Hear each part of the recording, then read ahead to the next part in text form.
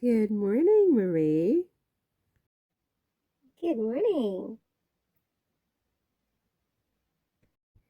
I see you got the book I sent you, Cruising Paris.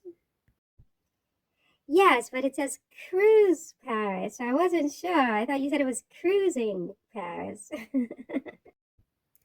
Indeed, it is supposed to be Cruising Paris, but the printer, just got it wrong on a whole bunch of other things, including this book. And so I just thought, whatever. I didn't think you would notice, but in any event, I'm glad that you are finding it enjoyable, I'm assuming, because you're reading it, right?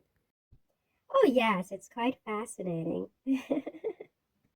So, Marie, today I wanted to talk with you about, again, some of the misconceptions that have been consistently printed about you for nearly 300 years. And one of those is that time that you reportedly said that the people of France should go eat brioche. They should go eat cake. No, yeah, they should eat cake. Let them eat cake if there's no bread. And many people have said that it showed that you were a heartless and cold woman who did not care about the people of France and the suffering. And I just wanted you to comment on that if you don't mind. Oh, dear. Dear, dear, dear, dear, dear. Well, if I recall correctly, that happened around um 88, right? 88, like 1788. And it was a few years before, the worst happened.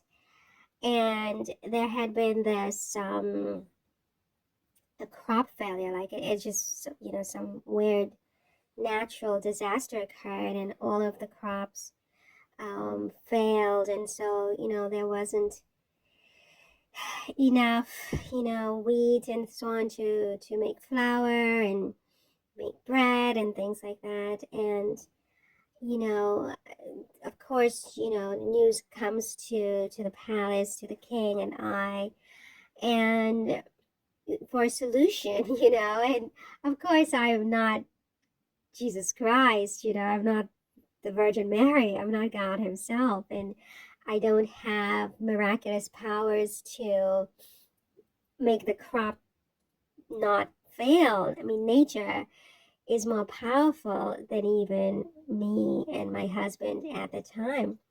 And so a solution was needed. And, I couldn't physically go out and bake all the bread for the people, or, I did try my best. I created certain certain pantries in the palace to feed as many people as I could.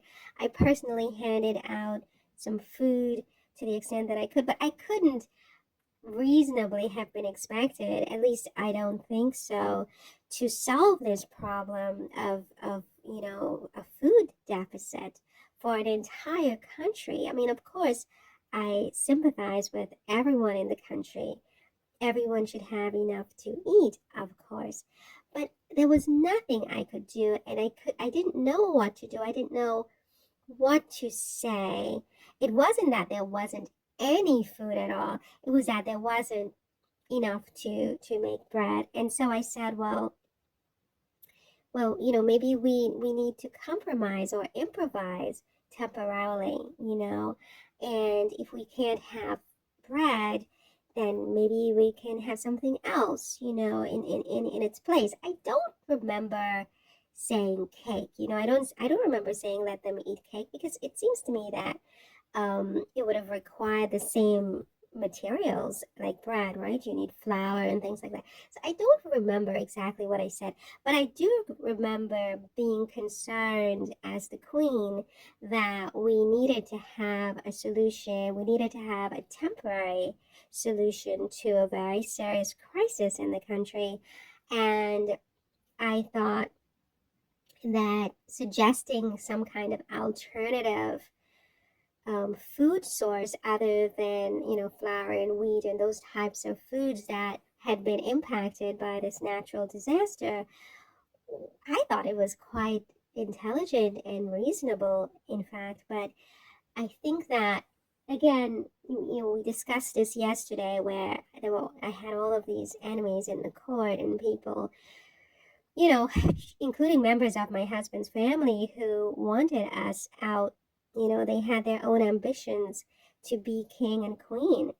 And, working along with the journalists who at that time were really, they were vipers. And I, I didn't stand a prayer. I mean, there had been already a lot of negative things that had been written about me. I was being lampooned, regularly mocked.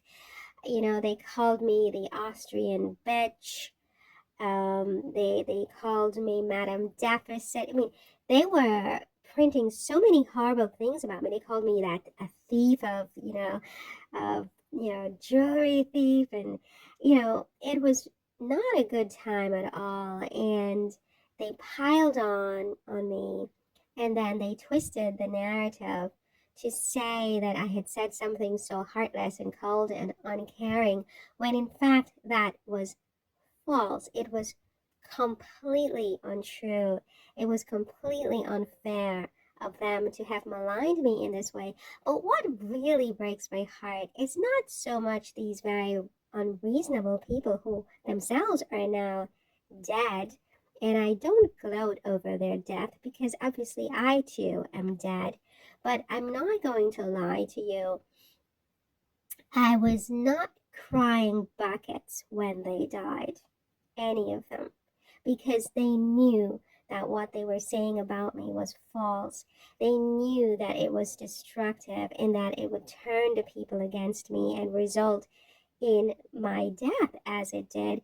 And yet, with a total reckless disregard for the truth, they printed these articles, and they encouraged and instigated the public to turn against me, in particular other women and mothers who were angered by the fact that I was a foreigner, you know, and they saw me as frivolous and indulgent because of my fashions.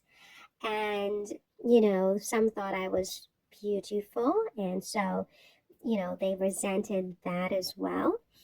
And so it was an unwinning situation, but it just breaks my heart that little French children today are still being taught that I was this monster who did not care about people, because it is so untrue.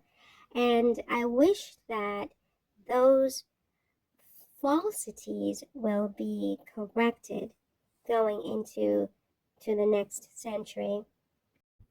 I understand perfectly, Marie. I do understand completely.